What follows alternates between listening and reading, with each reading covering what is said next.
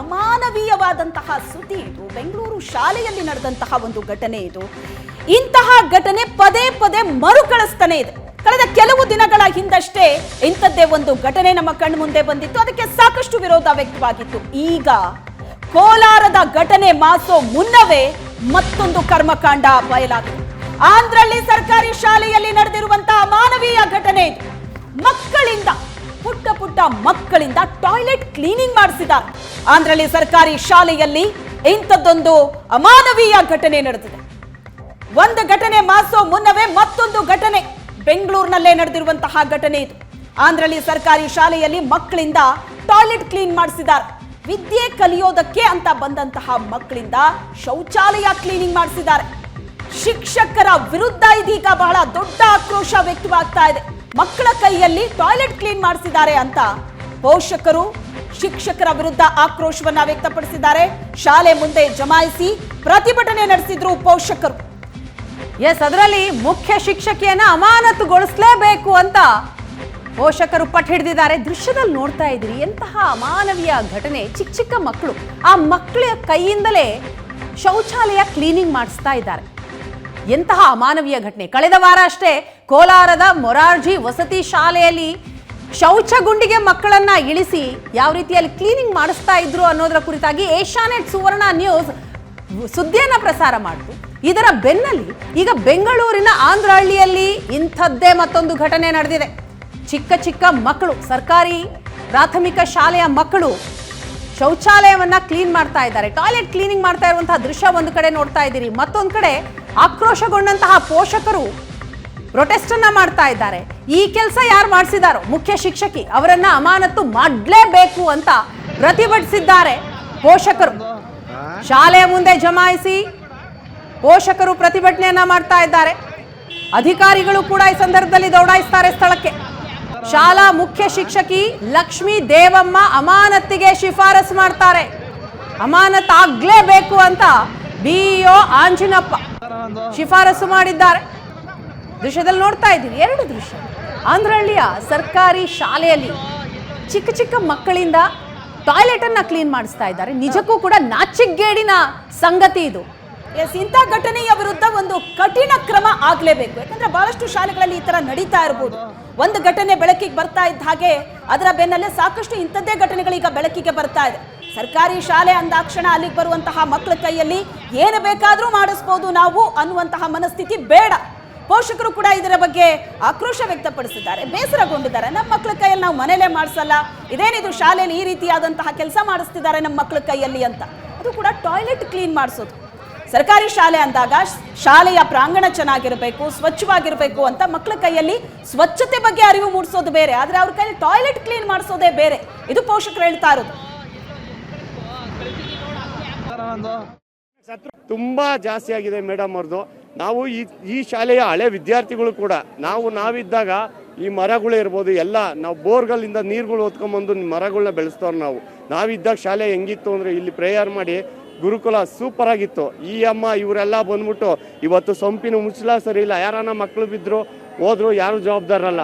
ಆ ಬಾತ್ರೂಮ್ ಹತ್ರನೂ ಹೋಗಕ್ಕಾಗಲ್ಲ ಸರ್, ನೀವು ಬೇಕಾದ್ರೆ ಹೋಗಿ ನೋಡಿ. 10 ಅಡಿ ದೂರದಿಂದಾನೇ ವಾಸನೆ ಹೊಡಿತದೆ ಸರ್. ಆ ಥರ ಈ ಅಮ್ಮ ಆಯಿತು. ನೀವು ಇವತ್ತು ಒಂದು ದಿನ ಚೆನ್ನಾಗಿರ್ಲಿಲ್ವಾ, ಇಷ್ಟು ದಿನ ಏನು ಮಾಡ್ತಿದ್ದೆ ನೀನು, ರಜಾ ಹಾಕಿರೋದು ಮುಂಚೆ ಏನು ಮಾಡ್ತಿದ್ದೆ ನೀನು? ನಾವು ಈ ಸರ್ಕಾರದ ಗಮನಕ್ಕೆ ತರ್ತಾ ಇದ್ದೀವಿ. ನಮ್ಗೆ ಈ ಅಮ್ಮ ಬೇಡ. ಈ ಅಮ್ಮ ಎಲ್ಲೇ ಹೋದ್ರು ಇದೇ ಅವಳಿ ಆ ಅಮ್ಮಂದು. ದಯವಿಟ್ಟು ಬೇಡ. ಇವತ್ತು ಅಧಿಕಾರಿಗಳು ಬಂದು ಅವ್ರನ್ನ ಸಸ್ಪೆಂಡ್ ಮಾಡ್ತೀವೋ ಏನೋ ಮಾಡ್ತೀವೋ, ಒಂದು ವಾರ ರಜದ ಮೇಲೆ ಅವ್ರನ್ನ ಆಚೆ ಕಳಿಸ್ತಾ ಇದ್ದಾರೆ. ದಯವಿಟ್ಟು ಅವರು ನಮ್ಮ ಶಾಲೆಗೆ ಮತ್ತೆ ವಾಪಸ್ ಬರೋದು ಬೇಡ. ಮತ್ತೆ ಇಲ್ಲಿ ಟೈಮ್ ಸರಿಯಾಗಿ ಬಾಗಿಲು ತೆಗಿಯಲ್ಲ, ಮಾಸ್ಟ್ರುಗಳಾಗಲಿ ಮಿಸ್ಗಳಾಗಲಿ ಟೈಮಿಂಗ್ ಸರಿಯಾಗಿ ಬರೋಲ್ಲ. ಮಕ್ಕಳು ನೋಡ್ರೆ ರೋಡಲ್ಲಿ ನಿಂತಿರ್ತಾರೆ. ಒಂದು ವೇಳೆ ಇಲ್ಲಿ ಅನ್ಎಕ್ಸ್ಪೆಕ್ಟೆಡ್ ಆಗಿ ಟರ್ನಿಂಗ್ ಪಾಯಿಂಟ್ ಇದೆ, ಇಲ್ಲಿ ಯಾವನ ಗಾಡಿ ಬಂದು ಏನೋ ಯಾವುದಾದ್ರು ಒಂದು ಮಗುಗೆ ಹೆಚ್ಚು ಕಮ್ಮಿ ಆಯಿತು, ಏನೋ ಒಂದು ಹೆಚ್ಚು ಕಮ್ಮಿ ಸತ್ರು ಅನ್ಕೊಳ್ಳಿ, ಇದಕ್ಕೆ ಯಾರು ಹೊಣೆ ಆಗ್ತಾರೆ? ಇದ್ರ ಬಗ್ಗೆ ಗಮನ ಹರಿಸೋದು ಯಾರು? ಗ್ರಾಮಸ್ಥರು ಯಾರು ಅಲ್ಲೇ ಇಲ್ಲ ಅಂತ ಅನ್ಕೊಂಡವ್ರ? ಇವ್ರು ಆಡಿದ್ದೆ ಆಟ, ಇವ್ರು ಮಾಡಿದ್ದೆ ಪಾಠ ಅನ್ನಕ್ಕೆ ಆಗಲ್ಲ ಅಂದಮೇಲೆ ಮನೇಲಿ ಇರಬೇಕು. ಎಂತಕ್ಕೆ ಬರಬೇಕು ಸ್ಕೂಲ್ಗೆ? ಇಲ್ಲಾಂದ್ರೆ ಅವ್ರ ಕೈಯಲ್ಲಿ ಆಗಲ್ಲ ಅಂದ್ರೆ ಮೇಲಧಿಕಾರಿಗಳಿಗೆ ಇವಾಗ ಬಂದವ್ರೆ ಎಲ್ಲ ಹೇಳಿದೀವಿ ಒಳಗಡೆ, ಸರ್ ಅವ್ರ ಕೈಲಿ ಆಗಲ್ಲ ಮಾಡಕ್ಕೆ, ನಿಭಾಯಿಸಕ್ಕೂ ಆಗಲ್ಲ ಅಂತ ಹೇಳಿದೀವಿ. ಅವ್ರು ಅದ್ರ ಬಗ್ಗೆ ಕ್ರಮ ಕೈಗೊಂಡವ್ರೆ. ಅವ್ರು 1 ವಾರದ ಮಟ್ಟಿಗೆ ರಜೆ ಹೇಳ್ತಾವ್ರು. ಏನಕ್ಕೆ 1 ವಾರದ ಮಟ್ಟಿಗೆ ರಜೆ ಹೇಳ್ತಾವ್ರು ಇವರು? ಅಲ್ಲ ಇಮಿಡಿಯೇಟ್ಲಿ ಅವ್ರನ್ನ ಸಸ್ಪೆಂಡ್ ಮಾಡಬೇಕು. ಈ ತರ ವಿಡಿಯೋಗಳನ್ನ ನೋಡಿದ್ಮೇಲೆ ನಾಳೆ ದಿನ ಮಕ್ಳಿಗೆ ಇನ್ನೂ ತರ ಬೇರೆ ತರ ಟಾರ್ಚರ್ ಕೊಡ್ತಾರೆ. ಇಂಥ ಮೇಡಮ್ ದೀರು ಯಾವ ಸ್ಕೂಲ್ಗೂ ಲಾಯಕ್ಕಿಲ್ಲ. ಸ್ಕೂಲ್ಗಳು ಇದು ಹೆಡ್ ಮೇಡಮು ಇವರು ಯಾವ ಸ್ಕೂಲ್ಗೂ ಲಾಯಕ್ಕಿಲ್ಲ. ದಯವಿಟ್ಟು ಕೈ ಇಲ್ಲ ಸರ್, ಉಪನಿರ್ದೇಶಕ ನಾನು ಶಿಫಾರಸು ಮಾಡ್ತಾ ಇದ್ದೀನಿ, ಖಂಡಿತ ಮಾಡ್ತಾ ಇದ್ದೀನಿ. ನಾನು ಉಪನಿರ್ದೇಶಕ ಮಾಡ್ತಾ ಈಗ ಆಲ್ರೆಡಿ ಮಾಹಿತಿ ಕೊಟ್ಟಿದ್ದೀನಿ ಸರ್, ಮಾಹಿತಿ ಕೊಟ್ಟಿದ್ದೀನಿ ಈ ತರ ಆಗಿದೆ, ಘಟನೆ ಆಗಿದೆ ಅಂತ. ಈಗ ಶಾಲೆಯಲ್ಲಿ ಯಾರೋ ಇನ್ನೊಬ್ಬರು ಯಾರೋ ಶಾರದಮ್ಮ ಅಂತಿದ್ರು, ಅವ್ರು ಅದ್ರ ಬಗ್ಗೆ ನನಗೆ ಗೊತ್ತಿಲ್ಲ ಸರ್, ನನಗೆ ಗೊತ್ತಿಲ್ಲ. ಇಲ್ಲ, ಈಗ ಆಲ್ರೆಡಿ ಒಂದು ಸುತ್ತಿನ ಟೀಚರ್ಸ್ ಮಾತಾಡ್ತಾ ಇದ್ದೀನಿ. ಟೀಚರ್ಸ್ ಕರೆಕ್ಟ್ ಸರ್, ನನಗೆ ಗಮನಕ್ಕೆ ಬಂದ ತಕ್ಷಣ ನಾವು ಕಾರ್ಯೋನ್ಮುಖರಾಗಿದ್ದೇವೆ ಸರ್. ಗಮನಕ್ಕೆ ಬಂದ ಮೇಲೆ ಕಾರ್ಯೋನ್ಮುಖರಾಗಿದ್ದೇವೆ. ಅದಕ್ಕೇನನ್ನು ಇಲಾಖೆ ಸರ್, ದಯಮಾಡಿ ಕೇಳಿ, ಇಲಾಖೆಯ ಆದೇಶಗಳನ್ನ ನಾನು ಪರಿಪಾಲನೆ ಮಾಡೋದಕ್ಕೆ ನಾನೊಬ್ಬ ಸೇವಕ, ನಾನು ಖಂಡಿತ ಮಾಡ್ತೀನಿ. ಅವ್ರು ಬೈತಾ ಇದ್ದೀವಿ ಸರ್, ಈಗ ಕಳಿಸ್ತಾ ಇದ್ದೀವಿ, ನಾನು ಮಾಡೋಕ್ಕಾಗೋದಿಲ್ಲ. ಉಪನಿರ್ದೇಶಕ ನಾನು ಕಳಿಸ್ಕೊಡ್ತಾ ಇದ್ದೀನಿ. ಶಿಕ್ಷಕರಿಗೆಲ್ಲ ಹೇಳಿದ್ದೀನಿ, ಆರೋಪ ಏನಿಲ್ಲ, ಶಿಕ್ಷಕರ ಆರೋಪ ಏನಿಲ್ಲ. ಮುಖ್ಯ ಶಿಕ್ಷಕರ ಆರೋಪ ಬಿಟ್ಟರೆ ಶಿಕ್ಷಕರ ಆರೋಪ ಯಾವುದೂ ಇಲ್ಲ ಸರ್. ನಿಜಕ್ಕೂ ಕೂಡ ನಾಚಿಕೆಗೇಡಿನ ವಿಷಯ ಇದು. ಚಿಕ್ಕ ಚಿಕ್ಕ ಮಕ್ಕಳಿಂದ ಟಾಯ್ಲೆಟ್ ಕ್ಲೀನ್ ಮಾಡಿಸ್ತಾ ಇದ್ದಾರೆ ಮುಖ್ಯ ಶಿಕ್ಷಕರು ಅಂತ, ಅವರನ್ನು ಅಮಾನತು ಮಾಡಲೇಬೇಕು ಅಂತ ಪೋಷಕರು ಈಗ ಪಟ್ಟು ಹಿಡಿದಿದ್ದಾರೆ. ಆದರೆ ಮುಖ್ಯ ಶಿಕ್ಷಕಿ ಹೇಳೋದೇ ಬೇರೆ. ಸಸ್ಪೆಂಡ್ ಮಾಡುವ ಉದ್ದೇಶದಿಂದಲೇ ಈ ರೀತಿ ಮಾಡಿದ್ದಾರೆ ಅನ್ನೋದು ಅವರ ಸಬೂಬು. ಸ್ಥಳೀಯರು ನನ್ನನ್ನ ಟಾರ್ಗೆಟ್ ಮಾಡಿದ್ದಾರೆ ಅಂತ ಏಷ್ಯಾನೆಟ್ ಸುವರ್ಣ ನ್ಯೂಸ್ಗೆ ಮುಖ್ಯ ಶಿಕ್ಷಕಿ ಲಕ್ಷ್ಮೀ ದೇವಮ್ಮ ಸ್ಫೋಟಕ ಹೇಳಿಕೆಯನ್ನ ಕೊಡ್ತಾರೆ. ಸ್ಥಳೀಯರು ನನ್ನನ್ನು ಟಾರ್ಗೆಟ್ ಮಾಡಿದ್ದಾರೆ, ನನ್ನನ್ನು ಸಸ್ಪೆಂಡ್ ಮಾಡುವ ಉದ್ದೇಶದಿಂದಲೇ ಈ ರೀತಿ ಮಾಡಿದ್ದಾರೆ. ಈ ಶಾಲೆಗೆ ನಾನು ಬೇಡ ಅನ್ನೋದೇ ಸ್ಥಳೀಯರ ಉದ್ದೇಶವಾಗಿದೆ. ಮೊದಲಿನಿಂದಲೂ ಈ ಶಾಲೆಯಲ್ಲಿ ಮುಖ್ಯ ಶಿಕ್ಷಕಿ ಇರಲು ಬಿಡಲ್ಲ, 4 ದಿನಗಳಿಂದ ನಾನು ರಜೆಯಲ್ಲಿದ್ದೆ ಅಂತ ಲಕ್ಷ್ಮೀ ದೇವಮ್ಮ ಏಷ್ಯಾನೆಟ್ ಸುವರ್ಣ ನ್ಯೂಸ್ ಜೊತೆ ಮಾತನಾಡಿದಂತಹ ಸಂದರ್ಭದಲ್ಲಿ ಹೇಳಿಕೆಯನ್ನ ಕೊಟ್ಟಿದ್ದಾರೆ.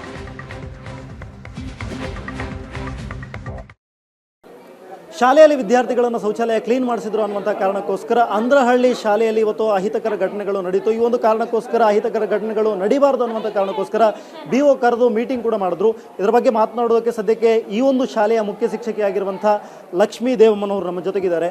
ಮೇಡಮ್, ಏನಾಯಿತು? ನೀವು ನಾನು ರಜದಲ್ಲಿದ್ದೆ ಸರ್, ನನಗೆ ಗೊತ್ತಿಲ್ಲ, ರಜದಲ್ಲಿದ್ದೆ. ನಾನು ರಜದಲ್ಲಿದ್ದಾಗ ಇವರು ಬಂದ್ಬಿಟ್ಟು ಫೋನ್ ಮಾಡಿದ್ರು, ನಾನು ಹುಷಾರಿಲ್ಲ ಅಂತ ಹಾಸ್ಪಿಟ್ಲಿಗೆ ಹೋಗಿದ್ದೆ. ಫೋನ್ ಮಾಡಿಬಿಟ್ಟು ಗಲಾಟೆ ಮಾಡ್ತಾ ಇದ್ದಾರೆ, ಇದು ಯಾರೋ ಶಾಲೆ ಸ್ವಚ್ಛತೆ ಮಾಡಿಸಿದ್ದಾರೆ ಅಂತಂದ್ಬಿಟ್ಟು ಅಂತ ಕರೆದ್ರು. ನಾನು ಬಂದೆ ಸರ್. ಬಂದ ಪೇರೆಂಟ್ ಕೇಳಿದ್ರೆ ಇವರು ನನ್ನನ್ನೇ ಟಾರ್ಗೆಟ್ ಇಟ್ಕೊಂಡ್ಬಿಟ್ಟು ಮಾಡಲೇಬೇಕು ಅಂತ ವಿಡಿಯೋ ಮಾಡಿಬಿಟ್ಟು ಕಳಿಸಿದ್ದಾರೆ ಸರ್. ಯಾರು ಕಳಿಸಿದ್ದಾರೆ ಅಂತ ಮಕ್ಕಳ ಕೈಲಿ ವಿಡಿಯೋ ಮಾಡಿಸಿದ್ದಾರೆ. ಮಕ್ಕಳ ಕೈಲಿ ಪೆನೈಲ್ ಕೊಟ್ಟಿದ್ದಾರೆ, ಆ ವಿಡಿಯೋದಲ್ಲಿ ನೋಡಿ ಮಕ್ಕಳನ್ನ ನಿಲ್ಲಿಸ್ಬಿಟ್ಟು ತೆಗ್ಸಿದ್ದಾರೆ ಸರ್. ಇದರಲ್ಲಿ ನಂದು ತಪ್ಪು ಏನೂ ಇಲ್ಲ ಸರ್. ಖಂಡಿತ ನನ್ನನ್ನು ಸಸ್ಪೆಂಡ್ ಮಾಡಿಸ್ಬೇಕು ಅಂತ ಬೇಕಂತಾನೆ ಮಾಡ್ಕೊಂಡು ಮಾಡಿದ್ದಾರೆ ಸರ್. ಈಗ ಮುಖ್ಯ ಶಿಕ್ಷಕಿಯವರ ಮೇಲೆ ನೇರವಾಗಿ ಆರೋಪ ಬೇಕಂತಾನೆ ಮಾಡಿದ್ದಾರೆ ನೋಡಿ ಸರ್. ನಿಮ್ಮ ಮೇಲೆ ಒಂದು ಆರೋಪ ಅಲ್ಲ ಮೇಡಮ್, ಶೌಚಾಲಯ ಕ್ಲೀನ್ ಮಾಡೋದು ಮಾತ್ರ ಅಲ್ಲ, ತುಂಬಾ ಆರೋಪ, ಬೇರೆ ಬೇರೆ ಆರೋಪಗಳನ್ನು ಸರ್. ಯಾವ ಆರೋಪನೂ ಇಲ್ಲ ಸರ್, ಖಂಡಿತ ಇಲ್ಲ ಸರ್. ಇನ್ನೊಂದು ಮೇಡಮ್ ನಾನು ಕೇಳಲೇಬೇಕು, ಯಾಕಂತ ಹೇಳಿದ್ರೆ ಸ್ಕೂಲಿಗೆ ಬರಬೇಕಾದ್ರೆ ಸಣ್ಣ ಮಕ್ಕಳು ಬರ್ತಾರೆ, 2ನೇ ಕ್ಲಾಸ್ 1ನೇ ಕ್ಲಾಸ್ ಮಕ್ಕಳು, ಅವರು ಕೂಡ ಬರುವಾಗ ನೀರು ಹಿಡ್ಕೊಂಡು ಬರಬೇಕು. ಇಲ್ಲಿ ಕುಡಿಯೋದಕ್ಕೂ ನೀರಿಲ್ಲ, ತೊಳ್ಕೊಳ್ಳೋದಕ್ಕೂ ನೀರಿಲ್ಲ. ಇಲ್ಲ ಸರ್, ನೀರಿದೆ. ನಾನು ರಜೆ ಹಾಕಿರೋದ್ರಿಂದ ಆನ್ ಮಾಡಿಲ್ಲ. ಇವರು ಬೇರೆ ಇದ್ರಲ್ಲ ಇನ್ಚಾರ್ಜ್ ಕೊಟ್ಟಿದ್ವಲ್ಲ, ಅವ್ರು ಆನ್ ಮಾಡಬೇಕಾಗಿತ್ತು, ಆನ್ ಮಾಡಿಲ್ಲ ಸರ್. ಇದನ್ನ ಯಾಕೆ ಈಗ ನಿಮ್ಮನ್ನು ಟಾರ್ಗೆಟ್ ಮಾಡ್ತಾ ಇರೋದು ಯಾರು ಮೇಡಮ್? ಅದೇ ಇವರೇ ಶಾರದಮ್ಮ ಅಂತ ಇದೇ ಶಾಲೆಯಲ್ಲಿ ಇದ್ದಾರೆ ಟೀಚರ್. ಮುಂದೆ ಎಲ್ಲವನ್ನ ಹೇಳ್ಕೊಂಡ್ರ ಮತ್ತು ಏನು ಭರವಸೆ ಕೊಟ್ಟಿದ್ದಾರೆ ಅವರು? ಅದೇ ಹೇಳ ನನ್ನ ಮೇಲೆ ಶಿಸ್ತು ಕ್ರಮ ತಗೊಂತೀನಿ ಅಂತ ಹೇಳ್ತಾ ಇದ್ದಾರಲ್ಲ ಸರ್. ನಾನೇನು ತಪ್ಪು ಮಾಡಿದ್ದೀನಿ? ನಾನು ಒಬ್ಳು ಹೆಣ್ಮಗಳಾಗಿ ಈ ಶಾಲೆಗೆ ಮುಖ್ಯ ಶಿಕ್ಷಕಿಯಾಗಿ ಬಂದಿದ್ದು ತಪ್ಪ ನಂದು? ಎಷ್ಟು ಟೈಮ್ ಆಯ್ತು ಮೇಡಮ್ ನೀವು ಇಲ್ಲಿಗೆ ಬಂದು? 1 ವರ್ಷ ಸರ್ ಬಂದಾಗಿರೋದು. ಹಾಗಾದ್ರೆ ಈಗ ವಿಡಿಯೋಗಳಲ್ಲಿ ಇರೋ ಹಾಗೆ ನಮಗೆ ಕಾಣುತ್ತೆ, ನೇರವಾಗಿ ಅಲ್ಲಿ ಅವರನ್ನ ಸ್ವಚ್ಛಗೊಳಿಸ್ತಾ ಇರುವಂತದ್ದು ವಿದ್ಯಾರ್ಥಿಗಳು ಕಾಣಿಸ್ತಾ ಇದೆ ಮೇಡಮ್. ಸ್ವಚ್ಛ ಮಾಡ್ತಾ ಇಲ್ಲ ಸರ್ ಮಕ್ಕಳು. ನಾನು ವಿಡಿಯೋ ನೋಡಿದೆ, ಸ್ವಚ್ಛ ಮಾಡ್ತಾ ಇಲ್ಲ. ಮಗು ಪೆನೈಲ್ ಕೊಟ್ಟಿದ್ದಾರೆ, ನಿಲ್ಸಿದ್ದಾರೆ, ಒಂದು ಪರ್ಕೆ ಕೊಟ್ಟಿದ್ದಾರೆ, ನೀರು ಹಾಕು ಹಿಂಗೆ ಅಂತ ಇದ್ದಾರೆ. ಆ ಹುಡುಗ ಕೇಳಿದ್ದಕ್ಕೆ ಹೇಳ್ತಾ ಇದೆ ಮಗು, ನಮ್ಗೆ HM ಹೇಳಿಲ್ಲ, ನಾನೇ ಮಾಡಿದೆ ಅಂತ ಸ್ವಂತ ಹೇಳ್ತಾ ಇದೆ ಅದು ಮಗು. ಅದೇನೋ ಚುಕ್ಕಿ ಕೊಟ್ಟು ಮಾಡ್ತಾರೆ ಅಂತ. ನಾವು ತಗೊಳ್ಳೋದೇ ಚುಕ್ಕಿ ಎಷ್ಟು ಮಕ್ಳಿಗೆ ಕೊಡ್ತೀವಿ ಅಷ್ಟೇ ಮಕ್ಳು ಸ್ಟ್ರೆಂತ್ಗೆ. ಚುಕ್ಕಿ ಎಲ್ಲಿರುತ್ತೆ ಸರ್ ಕೊಡೋದಕ್ಕೆ? ಈಗ ಮೇಡಮ್ 5 ಜನ ಆಯಿಗಳು ಇದ್ದಾರೆ ಅಂತ ಹೇಳಿದ್ರು ಈ ಸ್ಕೂಲಲ್ಲಿ. ಆ ಟಾಯ್ಲೆಟ್ ನೋಡಿದ್ರೆ ಅಷ್ಟು ಗಬ್ಬು ನಾರ್ತಾ ಇದೆ, ಏನ್ ಕತೆ ಮೇಡಮ್? ಅದೇ ಆಯಾಗಳೇ ಯಾರೋ ಕೊಟ್ಟು ಮಾಡಿಸಿರ್ತಾರೆ ಸರ್. ಈಗ ಅವರಿಗೆ ನಿಮ್ಮ ಮೇಲೆ ಯಾಕೆ ಮೇಡಮ್ ಆ ಥರ ದ್ವೇಷ? ನಾನು ಈ ಶಾಲೆಗೆ ಬೇಡ ಅಂತ ಸರ್, ನಾನು ಬಂದಾಗಿಂದನೂ ಹಂಗೆ ಮಾಡ್ತಾ ಇದ್ದಾರೆ. ಇಲ್ಲಿ ಮೊದಲಿಂದನೂ ಈ ಶಾಲೆಗೆ HMನ ಓಡಿಸೋದು, ಸೀನಿಯರ್ ಟೀಚರ್ ಚಾರ್ಜ್ ತಗೊಂಡು ಆರಾಮಾಗಿರ್ತಾರೆ. ನಾನು ಇಲ್ಲಿ ಪರ್ಮನೆಂಟ್ HM ಆಗಿ ತಗೊಂಡಿದ್ದೆ, ಅವ್ರಿಗೆ ಮೊದಲಿಂದನೂ ಅದೇ ಕಷ್ಟ ಆಗ್ಬಿಟ್ಟಿದೆ ಸರ್. ಅದರಿಂದ ದಯವಿಟ್ಟು ನಂದೇನು ತಪ್ಪಿಲ್ಲ ಸರ್. ನಿಮ್ಮ ಸಹೋದ್ಯೋಗಿಗಳೇ ಮಾಡಿರುವಂತ ಷಡ್ಯಂತ್ರ? ಹೌದು ಸರ್, ಮಾಡಿದ್ದಾರೆ. ಹಂಗೆ ಮಾಡಿಬಿಟ್ಟು ಮಾಡಿದ್ದಾರೆ ಸರ್. ಏನು ಮಾಡೋಣ? ಈಗ ಮುಂದಿನ ನಡೆ ಏನು ಮೇಡಮ್ ನಿಮ್ದು? ಏನು ನೋಡಬೇಕು ಸರ್, ಏನು ಮಾಡ್ತಾರೆ ಇವರು ನೋಡಿಕೊಂಡು. ನಾನು ಹೋಗ್ತೀನಿ, ನೀವು ಮೀಡಿಯಾದರೆ ನನಗೆ ಹೆಲ್ಪ್ ಮಾಡಬೇಕಷ್ಟೇ. ಒಬ್ಬಳ ಹೆಣ್ಮಗಳಿಗೆ ಈ ಥರ ಯಾಕೆ ತೊಂದರೆ ಕೊಟ್ಟು ಪೇರೆಂಟ್ಸ್ನೆಲ್ಲ ಎತ್ತಿಟ್ಟು ಹೊಡೀರಿ ಅಂತ ಹೇಳಿ ಗಲಾಟೆ ಮಾಡ್ಕೊಂಡು ಬಂದಿದ್ದಾರೆ ಸರ್.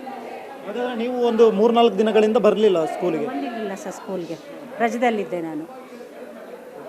ಸದ್ಯಕ್ಕೆ ಇದು ಮುಖ್ಯ ಶಿಕ್ಷಕಿ ಹೇಳ್ತಾ ಇರುವಂಥದ್ದು, ನಾನು 3-4 ದಿನಗಳಿಂದ ಸ್ಕೂಲ್ಗೆ ಬಂದಿರಲಿಲ್ಲ, ಇಲ್ಲಿ ನನ್ನನ್ನು ಎತ್ತಿ ಕಟ್ಟುವಂತಹ ಪ್ರಯತ್ನ ಆಗ್ತಾ ಇದೆ. ಸುತ್ತಮುತ್ತಲಿನಂತಹ ಒಂದಿಷ್ಟು ಗ್ರಾಮಸ್ಥರು ಇಲ್ಲಿ ನನ್ನನ್ನು ಎತ್ತಿ ಕಟ್ತಾ ಇದ್ದಾರೆ, ನನ್ನ ವಿರುದ್ಧ ಷಡ್ಯಂತ್ರವನ್ನು ಮಾಡ್ತಾ ಇದ್ದಾರೆ.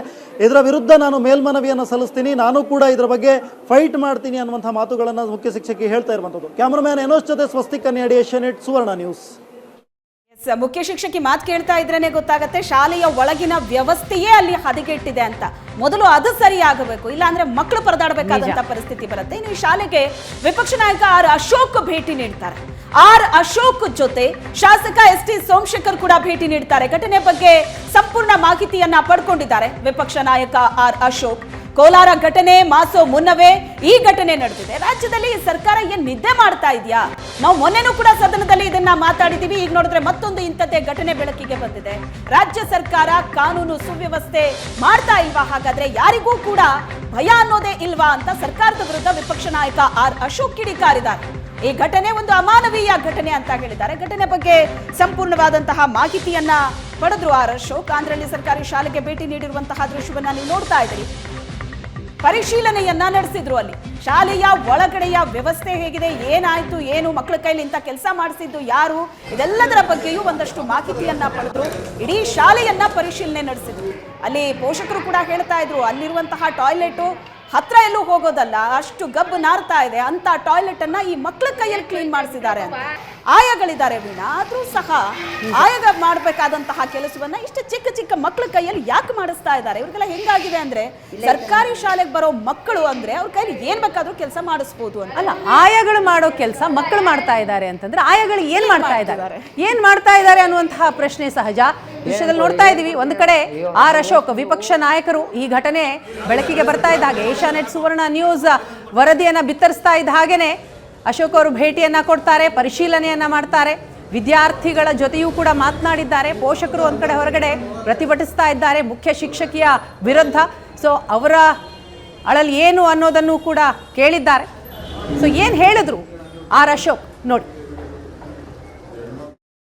ಮತ್ತೆ ಯಾರನ್ನೂ ಅಪಾಯಿಂಟ್ಮೆಂಟ್ ಮಾಡಿರೋದಕ್ಕೂ ಏನೂ ದಾಖಲೆ ಇಲ್ಲ. ಇವರು ಕಬೋರ್ಡಲ್ಲಿ ಮಕ್ಕಳು ಕರೆದು ಕೇಳಿದಾಗ ಈ ಕಬೋರ್ಡಲ್ಲಿ ನಮಗೆ ಚಾಕ್ಲೇಟ್ ಇಟ್ಟಿದ್ರು. ನಾವು ಒಂದು ಸರಿ ಬಾತ್ರೂಮ್ ಕ್ಲೀನ್ ಮಾಡಿದ್ರೆ ನಮಗೆ 2 ಚಾಕ್ಲೇಟು, ಒಂದು ಚಿಕ್ಕಿ, 2 ಚಾಕ್ಲೇಟು, ಒಂದು ಚಿಕ್ಕಿ ಕೊಡ್ತಾಯಿದ್ರು. ಕೊಟ್ಟು ನಮ್ಮನ್ನು ಬಾತ್ರೂಮನ್ನು ಕ್ಲೀನ್ ಮಾಡಬೇಕು ಅಂತ ಹೇಳ್ತಾಯಿದ್ರು. ನಾವು ಕ್ಲೀನ್ ಮಾಡ್ತಾಯಿದ್ರಿ. ಮತ್ತು ಹೆಣ್ಮಕ್ಳದ್ದು ಕೂಡ ಅದೇ ಸ್ಥಿತಿನೇ.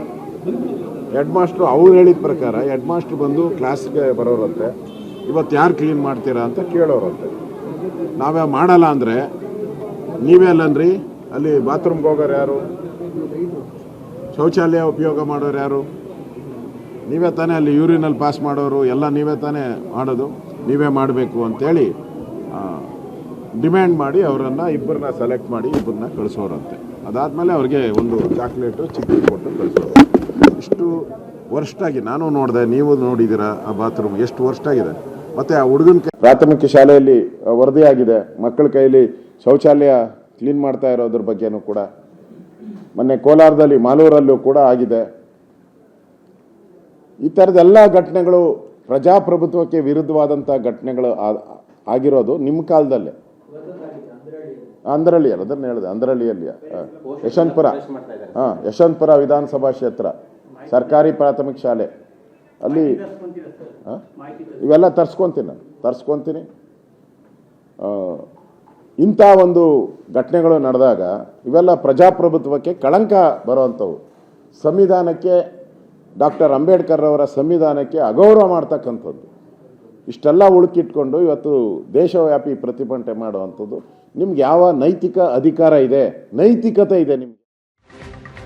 ಇದ್ರ ಬಗ್ಗೆ ಒಂದು ಕಟ್ಟುನಿಟ್ಟಿನ ಕ್ರಮ ಅಂತೂ ಖಂಡಿತ ಆಗ್ಲೇಬೇಕು ವೀಣಾ. ಅಲ್ಲಿನ ಪರಿಸ್ಥಿತಿ ಹೇಗಿದೆ, ಏನೇನ್ ಆಗ್ತಾ ಇದೆ ಅನ್ನೋದ್ರ ಬಗ್ಗೆ ನಮ್ಮ ರಿಪೋರ್ಟರ್ ಸ್ವಸ್ತಿಕ್ ನಮಗೆ ಹೆಚ್ಚಿನ ಡೀಟೇಲ್ಸ್ ಅನ್ನ ಕೊಡ್ತಾರೆ.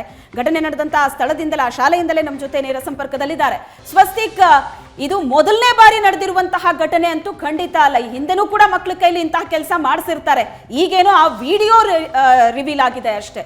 ಜೊತೆಗೆ ಈ ಮುಖ್ಯ ಶಿಕ್ಷಕಿ ಹೇಳ್ತಾ ಇರೋದು, ನನ್ನನ್ನು ಟಾರ್ಗೆಟ್ ಮಾಡ್ತಿದ್ದಾರೆ ಪೋಷಕರು, ನಾನಿಲ್ಲಿ ಮುಂದುವರಿಬಾರದು ಅನ್ನೋದು ಇವ್ರ ಯೋಚನೆ ಅಂತ. ಯಾಕೆ ಈ ತರ ಆಗ್ತಾ ಇದೆ? ಶಾಲೆಯಲ್ಲಿ ಏನ್ ನಡೀತಾ ಇದೆ ಹಾಗಾದ್ರೆ? ಶ್ವೇತಾ, ಇಲ್ಲಿ ಮೇಲ್ನೋಟಕ್ಕೆ ಗಮನಿಸೋದಾದ್ರೆ ನಮಗೆ ಕಾಣಸಿಗೋದೇನು ಅಂತ ಹೇಳಿದ್ರೆ ಇಂಟರ್ನಲ್ ಆಗಿ ಒಂದಿಷ್ಟು ಗಲಾಟೆಗಳಿದೆ ಟೀಚರ್ಸ್ಗಳು ಮತ್ತು ಮುಖ್ಯೋಪಾಧ್ಯಾಯರ ನಡುವೆ. ಈ ಒಂದು ಕಾರಣಕ್ಕೋಸ್ಕರ ಕಳೆದ 1 ವರ್ಷದ ಹಿಂದೆ ಮುಖ್ಯೋಪಾಧ್ಯಾಯರು ಈ ಒಂದು ಜಾಗಕ್ಕೆ ಬರ್ತಾರೆ. ಈ ಒಂದು ಜಾಗಕ್ಕೆ ಅಪಾಯಿಂಟ್ ಆಗಿ ಬಂದ ನಂತರದಲ್ಲಿ ಸಾಕಷ್ಟು ಇಲ್ಲಿಯ ಲೋಕಲ್ ಅಂದರೆ ಇಲ್ಲಿದ್ದಂತಹ ಟೀಚರ್ಸ್ಗಳು ಆಲ್ರೆಡಿ ಇಲ್ಲಿ ಟೀಚ್ ಮಾಡ್ತಿದ್ದಂಥ ಟೀಚರ್ಸ್ಗಳ ಜೊತೆಗೆ ಅವರಿಗೆ ಕಿರಿಕಾಗಿದೆ. ಈ ಒಂದು ಕಿರಿಕಾದ ನಂತರದಲ್ಲಿ ಈ ಥರದ ಬೇರೆ ಒಂದು ಹಾದಿಯಲ್ಲಿ ಹಿಡಿದಿರುವಂಥದ್ದು. ಕಳೆದ 1 ವರ್ಷಗಳಿಂದಲೂ ಈ ಟೀಚರ್ ಏನು ಬಂದಿದ್ದಾರೋ ಮುಖ್ಯ ಶಿಕ್ಷಕಿಯಾಗಿ ಇವರದ್ದು ಇನ್ನು 3-4 ವರ್ಷ ಅಷ್ಟೇ ಇರೋದು ಸರ್ವಿಸ್. 57 ವರ್ಷ ಆಲ್ರೆಡಿ ಆಗಿದೆ, 56 ವರ್ಷ ಆಗಿದೆ ಅವರಿಗೆ. 3 ವರ್ಷಗಳ ಕಾಲ ಮಾತ್ರ ಇರೋದು. ಆದರೆ ಈ ಒಂದು ಕಾರಣಕ್ಕೋಸ್ಕರ ಇಲ್ಲಿ ಶಾರದಮ್ಮ ಅನ್ನುವಂಥ ಒಂದು ಟೀಚರ್ ಕಳೆದ ಕೆಲವೊಂದಿಷ್ಟು ಅಂದರೆ ಶಾಲೆಯಿಂದ 30-40 ವರ್ಷ ಈ ಒಂದು ಶಾಲೆಯಲ್ಲಿ ಕರ್ತವ್ಯವನ್ನು ನಿರ್ವಹಿಸ್ತಾ ಇದ್ರು. ಈ ಒಂದು HM ಆಗಿ ಬಂದಂಥ ಮುಖ್ಯ ಶಿಕ್ಷಕಿಯಾಗಿ ಬಂದ ನಂತರದ ದಿನಗಳಲ್ಲಿ ಈ ಒಂದು ಶಾಲೆಯಲ್ಲಿ ಅವರು ಅಧಿಕಾರವನ್ನು ತೆಗೆದುಕೊಳ್ಳೋದಕ್ಕೆ ನೋಡ್ತಾರೆ ಮತ್ತು ಆ ಶಾರದಮ್ಮ ಅನ್ನುವರ ಮೇಲೆ ಸಾಕಷ್ಟು ರೇಗಾಡುವಂಥ ಕೆಲಸವನ್ನು ಮಾಡ್ತಾರೆ. ಈ ಒಂದು ರೇಗಾಟ ಎಲ್ಲ ಆದ ನಂತರದಲ್ಲಿ ಈ ಒಂದು ಅಂದರೆ ಅವರು ಶೌಚಾಲಯದಲ್ಲೂ ಕೂಡ ಸ್ಕೂಲಿಗೆ ಬಂದು ಕ್ಲಾಸ್ ಒಳಗಡೆ ಅಶೋಕ್ ಅವರು ಮಾತನಾಡುವಾಗ ನಾವು ಕೇಳಿಸ್ಕೊಂಡ್ವಿ. ಕ್ಲಾಸಿಗೆ ಹೋಗ್ತಾ ಇದ್ರು HM, ಅವರ ನಡವಳಿಕೆ ಸರಿ ಇಲ್ಲ, ಮಾತನಾಡುವಾಗ ತುಂಬ ರೋಷದಿಂದ ಮಾತನಾಡ್ತಿದ್ರು. ಯಾರೋ ಇಬ್ಬರು ಹುಡುಗರನ್ನ ಹೆಕ್ಕಿ ತಂದು ಟಾಯ್ಲೆಟ್ ಕ್ಲೀನ್ ಮಾಡೋದಕ್ಕೆ ಅಂತ ಕಳಿಸ್ತಾ ಇದ್ರು. ಆ ಟಾಯ್ಲೆಟ್ ಕ್ಲೀನ್ ಮಾಡುವಂಥ ಸಂದರ್ಭದಲ್ಲಿ ಎಲ್ಲಾದರೂ ಮಕ್ಕಳು ಒಪ್ಪಲಿಲ್ಲ ಅಂತ ಹೇಳಿದ್ರೆ ಆ ಮಕ್ಕಳಿಗೆ ನೀವೇ ಯೂಸ್ ಮಾಡೋದಲ್ವಾ ಅಂತ ಹೇಳ್ತಾ ಇದ್ರು. ಜೊತೆಗೆ ಚಾಕ್ಲೇಟ್ ಮತ್ತು ಚಿಕ್ಕಿ ಕೊಟ್ಟು ಅವ್ರ ಹತ್ರ ಮಾಡಿಸ್ತಾ ಇದ್ರು ಅನ್ನುವಂಥ ಆರೋಪ ಕೇಳಿ ಬಂತು. ನಿನ್ನೆ ಇದು ಸ್ವತಃ ಒಂದು ವಿಡಿಯೋ ಮಾಡಿ ಸ್ಥಳೀಯ ಗ್ರೂಪ್ಗಳಲ್ಲಿ ಇದು ವೈರಲ್ ಆಯಿತು. ಆ ಒಂದು ವಿಡಿಯೋದಲ್ಲಿ ನಾವು ಮುಖ್ಯವಾಗಿ ಗಮನಿಸಬೇಕಾಗಿದೆ ಏನು ಅಂತ ಹೇಳಿದ್ರೆ ಸ್ವಚ್ಛವನ್ನು ಗೊಳಿಸ್ತಾ ಇದ್ದಂತಹ ವಿದ್ಯಾರ್ಥಿಗಳ ಕೈಲಿ ಒಂದು ಅಟ್ಲೀಸ್ಟ್ ಗ್ಲೌಸ್ ಕೂಡ ಇರಲಿಲ್ಲ, ಅಷ್ಟು ಅಮಾನವೀಯವಾಗಿತ್ತು. 1 ತಿಂಗಳ ಹಿಂದೆ ನಾವು ನೋಡಿದ್ರೆ ಕೋಲಾರದಲ್ಲಿ ಇಂತಹ ಘಟನೆ ನಡೆದಿತ್ತು. ಆ ಘಟನೆ ಮಾಸುವ ಮುನ್ನವೇ ಈ ಥರದ ಒಂದು ಘಟನೆ ನಡೆದಿರೋದ್ರಿಂದಾಗಿ ಸಾಕಷ್ಟು ದೊಡ್ಡ ಮಟ್ಟಿಗೆ ಇದು ಸುದ್ದಿ ಆಯಿತು. ಮತ್ತು ಪೋಷಕರು ಬೆಳಗಿನಿಂದಲೂ ಕೂಡ ಬಂದು ಇಲ್ಲಿ ಈ ಒಂದು ಶಾಲೆಯಲ್ಲಿ ಹಿಂಭಾಗದಲ್ಲಿ ನೋಡ್ತಾ ಇದ್ರೆ ಇದು ಆಂಧ್ರಹಳ್ಳಿ ಸ್ಕೂಲು. ಈ ಒಂದು ಸ್ಕೂಲ್ನಲ್ಲಿ ಈಗಲೂ ಕೂಡ ಎಷ್ಟು ಜನ ಪೋಷಕರು ಬಂದು ನಿಂತಿದ್ದಾರೆ, ಎಷ್ಟು ಜನ ಇಲ್ಲಿ ಆಕ್ರೋಶವನ್ನು ವ್ಯಕ್ತಪಡಿಸ್ತಾ ಇದ್ದಾರೆ ಅಂತ ಹೇಳಿ ಗಮನಿಸ್ಬೋದು. ನಾವು ಒಬ್ಬ ವಿದ್ಯಾರ್ಥಿ ಇದರಲ್ಲಿ ವಿಡಿಯೋದಲ್ಲಿದ್ದಂಥ ವಿದ್ಯಾರ್ಥಿಯ ತಂದೆಯೇ ಸ್ವತಃ ನಮ್ಮ ಜೊತೆಗಿದ್ದಾರೆ. ಬನ್ನಿ ಅವರನ್ನು ಮಾತನಾಡಿಸೋಣ. ಸರ್, ಏನಾಯಿತು ವಿಷಯ, ನಿಮಗೆ ಹೇಗೆ ಗೊತ್ತಾಯಿತು? ಒಂದು 3 ತಿಂಗಳ ಮುಂಚೆ ಬಾತ್ರೂಮ್ ತೊಳೆಯಕ್ಕೆ ಬಿಟ್ಟಿದ್ದಾರೆ ನಮ್ಮ ಮಕ್ಕಳನ್ನ. ಮಕ್ಕಳು ಬಿಟ್ಟಾದ್ಮೇಲೆ ನಾನೇನಂದೆ, ನಮ್ಮ ಮಕ್ಕಳನ್ನ ನಮ್ಮ ಗೌಡ್ರು ಏನು ಮಾಡಿದ್ರು, ನಮ್ಮ ಶೇಖರಪ್ಪನ ಕರ್ಕಬ ಅಂತ ಹೇಳಿದ್ರು. ನಾನು ಬಂದು ಎಲ್ಲರೂ ಮೀಟಿಂಗ್ ಇಟ್ಟಿದ್ದಾರೆ, ನೀನು ಬರಲೇಬೇಕು ಅಂತ ಹೇಳೋರು. ಬಂದೆ ಸ್ಕೂಲ್ ಟೀಚರ್ನ ಕೇಳಿದೆ, ಎಲ್ಲಿ ಮೀಟಿಂಗ್ ನಡೀತಿದೆ ಮೇಲೆ ಅಂತ ಹೇಳೋರು. ಸಾಹೇಬ್ ಇಲ್ಲಿ ಇದ್ದಾರೆ ನೋಡಿ ಸಾಹೇಬರು, ನಾವು ಆಮೇಲೆ ಎಲ್ಲ ಇವ್ರು ಕೌನ್ಸಿಲರು ಇವರೆಲ್ಲ ಬಂದಿದ್ರು. ಏನಾಯಿತು ಎತ್ತಾಯ್ತು ಅಂದರೆ ಒಬ್ಬೊಬ್ಬರಾಗಿ ಹೇಳಿ ಅಂತ ಹೇಳಿದ್ರು. ಆಮೇಲೆ ನನ್ನ ಮಗನೂ ಕರ್ಕೊಂಬಂದು ನಿಲ್ಲಿಸ್ದೆ.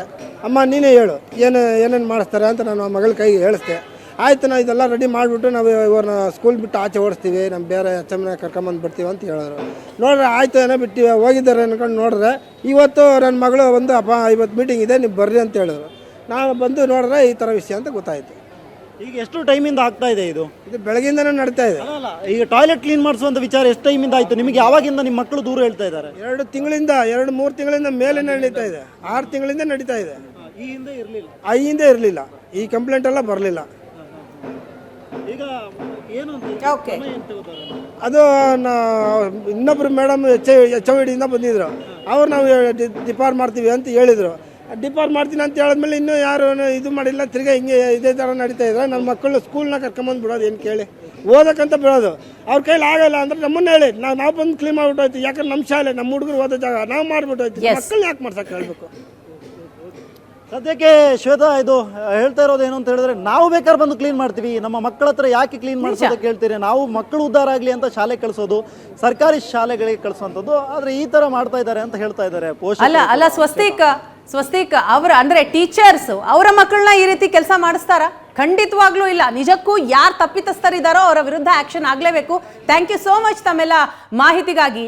ಸರ್ಕಾರಿ ಶಾಲೆ ಅಂತಂದ್ರೇನೆ ಪೋಷಕರು ಮೂಗು ಮುರಿತಾರೆ. ಅಂಥದ್ರಲ್ಲಿ ಮೊದಲೇ ಶಿಕ್ಷಣ ಸರಿಯಾಗಿ ಸಿಗೋದಿಲ್ಲ, ಮೂಲ ಸೌಕರ್ಯಗಳಿಲ್ಲ, ಇದರ ಜೊತೆಗೆ ಈಗ ಟಾಯ್ಲೆಟ್ ಕ್ಲೀನ್ ಮಾಡಿಸಿದ್ರೆ ಯಾವ ಪೋಷಕರು ಸರ್ಕಾರಿ ಶಾಲೆಗೆ ಮಕ್ಕಳನ್ನ ಸೇರಿಸೋದಕ್ಕೆ ಮನಸ್ಸು ಮಾಡ್ತಾರೆ? ಅವ್ರು ಬಡವರೇ ಇರ್ಬೋದು, ಬಟ್ ಅವ್ರು ಹೇಳದಂತ ಮಾತು ನೋಡಿ, ನಾವು ಕ್ಲೀನ್ ಮಾಡ್ತೀವಿ ಬೇಕಂದ್ರೆ ನಮ್ಮ ಮಕ್ಕಳ ಕೈಲಿ ಯಾಕೆ ಮಾಡಿಸ್ತೀರಾ ಅಂತ.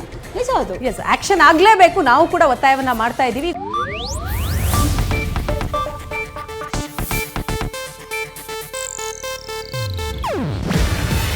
ಇದು ಏಷ್ಯಾನೆಟ್ ನ್ಯೂಸ್ ನೆಟ್ವರ್ಕ್ ಪ್ರಸ್ತುತಿ. ನೀವು ನೋಡ್ತಿದ್ದೀರಾ ಏಷ್ಯಾನೆಟ್ ಸುವರ್ಣ ನ್ಯೂಸ್.